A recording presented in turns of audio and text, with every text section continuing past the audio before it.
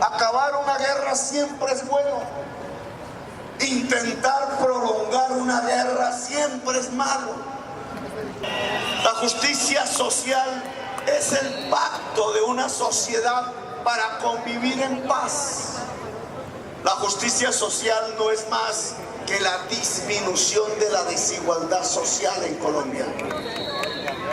Lo único que quiero es que les diga, oiga, si no producen en sus haciendas, y tener 3 vacas paseando por allí no es producir, entonces véndalas. O les ponemos los impuestos que el pueblo de Colombia sí paga cuando son dueños de una casa o de un apartamento. El impuesto predial. Y esa idea de ponerle al latifundio improductivo el más alto impuesto predial que hoy la ley propone, no es una expropiación, eso no se llama expropiar, se llama poner impuestos. ¿Y para qué? Hay que ponerle impuestos al latifundio improductivo para que se vuelva productivo o para que se acabe.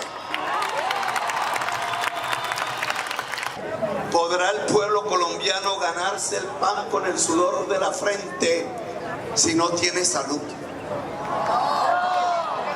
La salud física es fundamental en una economía productiva. Un pueblo sano en el máximo posible que nuestra ciencia y nuestra tecnología lo permitan. La salud que hoy tenemos mató 1.400.000 colombianos desde 1998 a la fecha, cuando se podían salvar y estar al lado de nosotros simplemente porque no le otorgó el tratamiento médico adecuado. Mató más que toda la guerra y la violencia junta de Colombia, mató más que todas las guerras de la historia de Colombia el modelo de la Ley 100. La salud es el eje del derecho a la vida. Y esa lucha permanente entre la enfermedad que aún no aparece y la salud que lleva al Estado a que retarde la aparición de la enfermedad significa unas condiciones fundamentales. La primera de todas, el agua potable.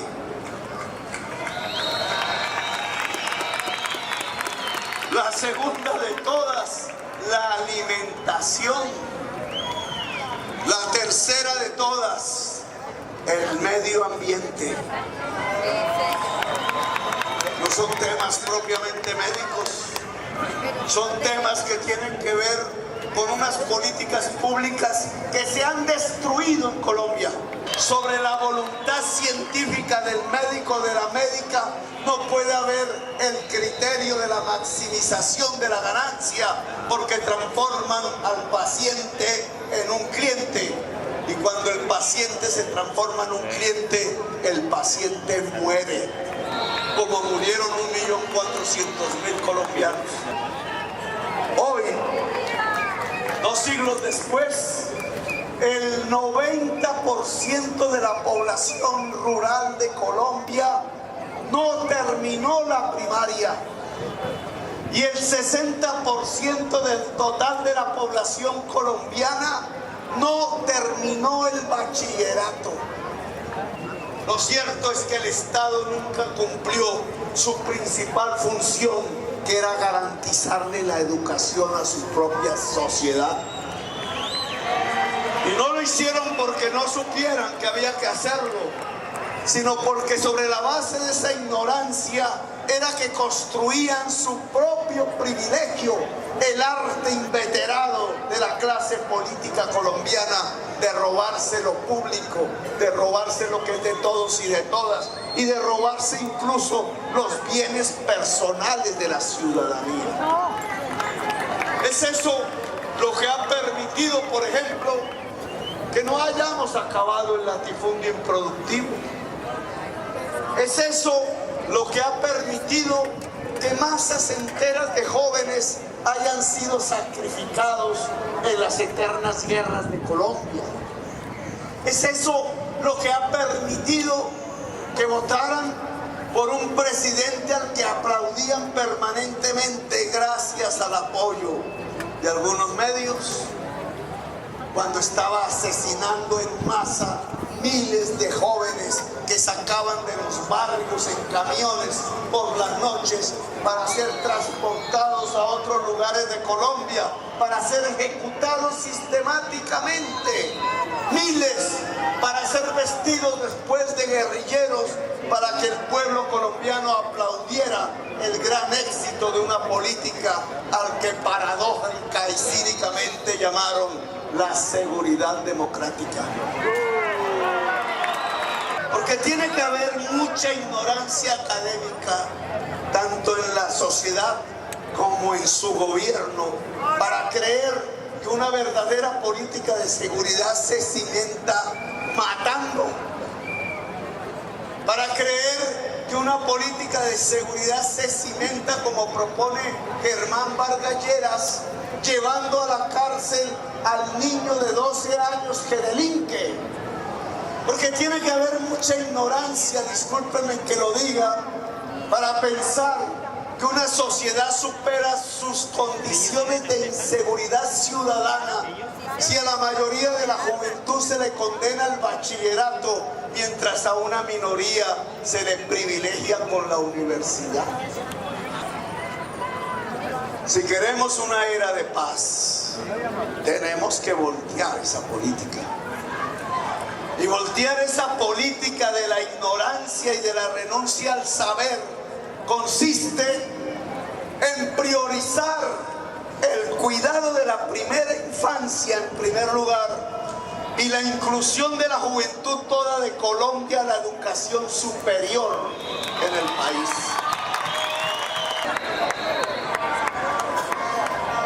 Venezuela depende del petróleo como su única exportación casi. Si tienen el precio alto del petróleo, se sienten ricos y toman whisky todos los días. Y millones de colombianos se van para allá. Y todo, como llegan un chorro de millones de dólares, de miles de millones de dólares, su divisa se vuelve fuerte. Es decir, el dólar se vuelve barato e importan todo. Todo lo que comen, todo lo de su salud, todo lo de su industria. Una economía de puerto. Allá no se siembra realmente una mata de yuca. Y la gente de Chávez y de Maduro fracasaron, si quisieron alguna vez, tener un aparato productivo diversificado en Venezuela. Si se cae el precio del petróleo, no hay con qué comer, no hay cómo importar y no hay cómo producir, porque no saben producir la agricultura y la industria. Y entonces se vienen para acá. ¿Y qué encuentran acá? Acá encuentran un gobierno que le dice a la sociedad que tenemos que vivir del petróleo y del carbón. ¿No es lo mismo? Llegan los chorros de miles de millones de dólares y nos sentimos ricos. El precio del dólar en Colombia llegó a 1.500 hace unos meses y todo lo empezamos a importar.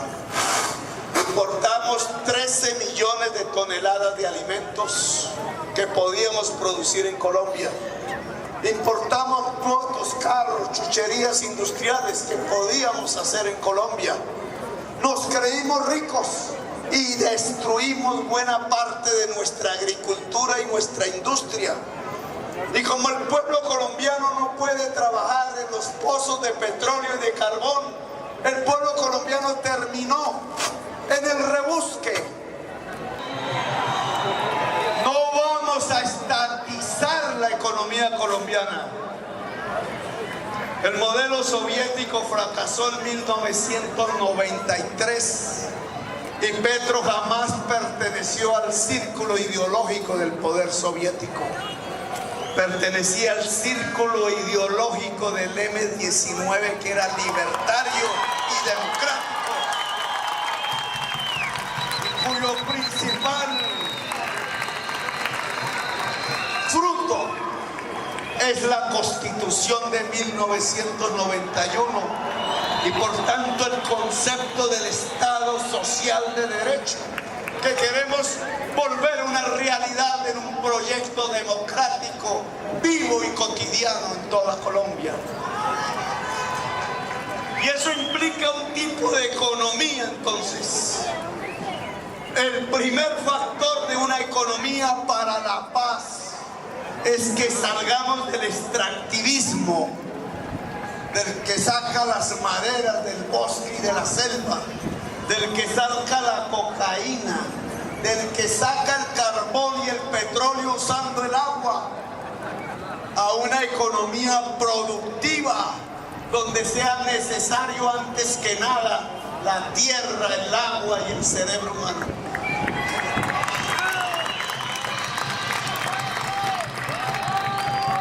Una economía agraria, industrial, de turismo, de servicios ligados a la agricultura, a la industria y al turismo. Intensiva en saber, porque la economía del siglo XXI es saber. Cerebro no discriminado, trabajo en equipo, una sociedad democrática y multicolor, una sociedad del saber.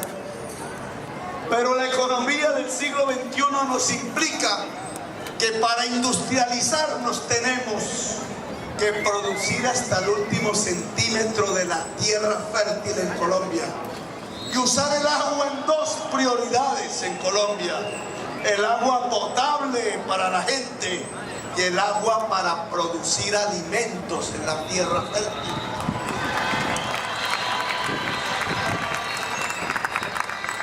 Que nos lleva a que si tenemos que producir alimentos hasta el último centímetro cuadrado de la tierra fértil, el latifundio improductivo se acaba en Colombia.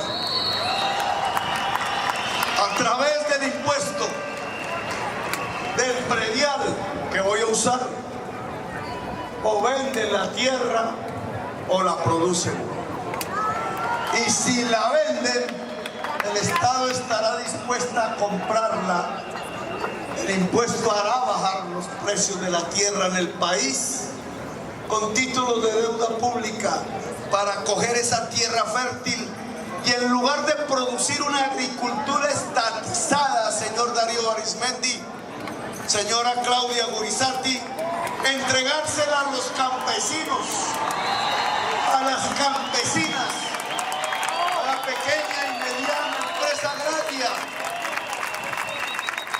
Democratizar la iniciativa privada, volver el campesino un granjero que pueda decir que sus ingresos le permiten llevar a su hijo, a su hija a la universidad.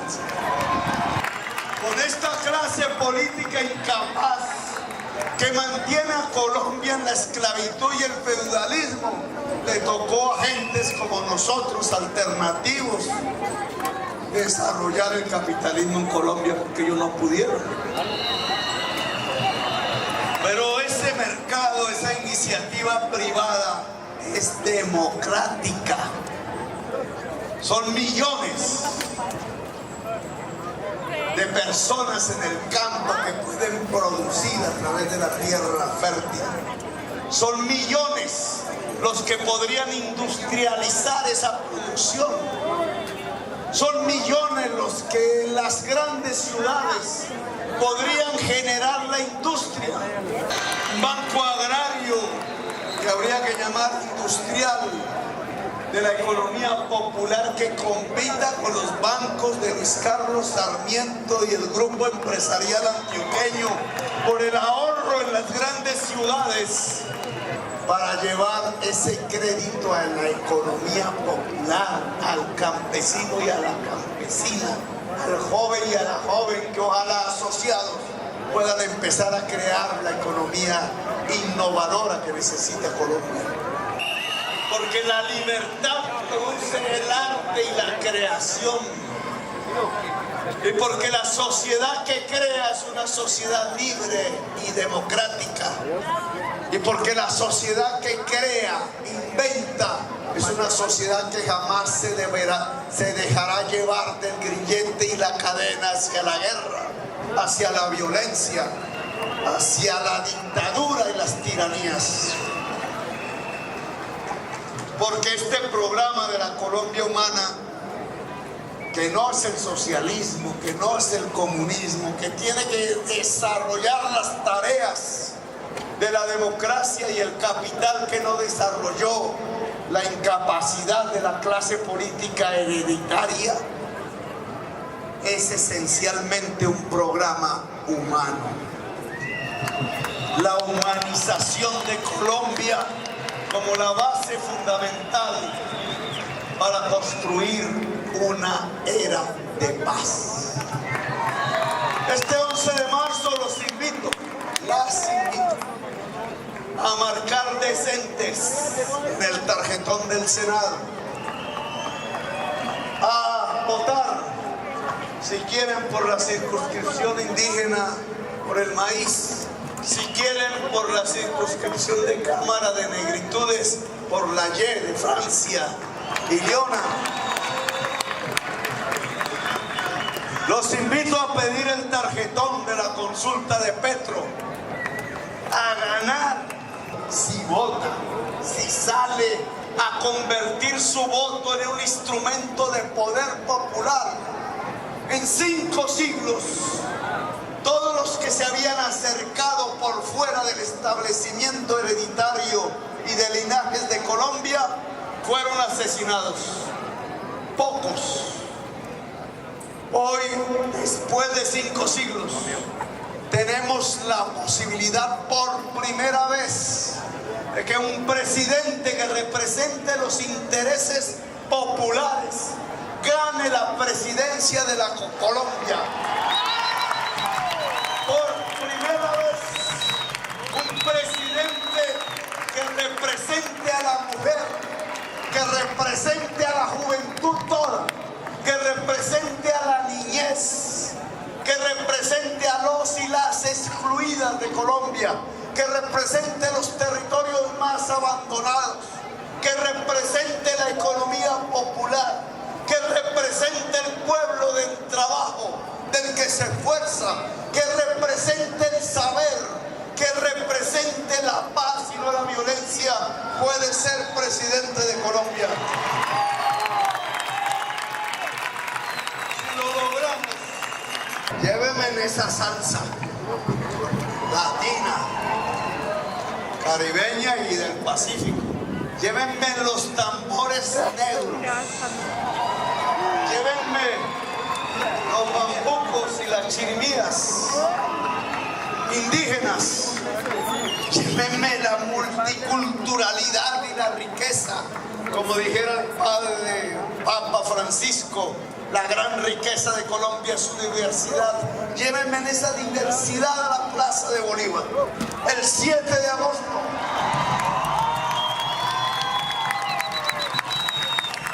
Siglos después de la batalla de Boyacá, que nos entregó la República, 2 siglos después el pueblo colombiano nos entregará la democracia. 7 de agosto, primer presidente de Colombia popular, una fiesta de la democracia multicolor y de la diversidad. El día 1 en que iniciaremos la construcción de la era de la paz en Colombia a través de una Colombia humana. ¡Viva Cali humano! ¡Viva Colombia humana! ¡Viva! Me llamo Gustavo Petro y quiero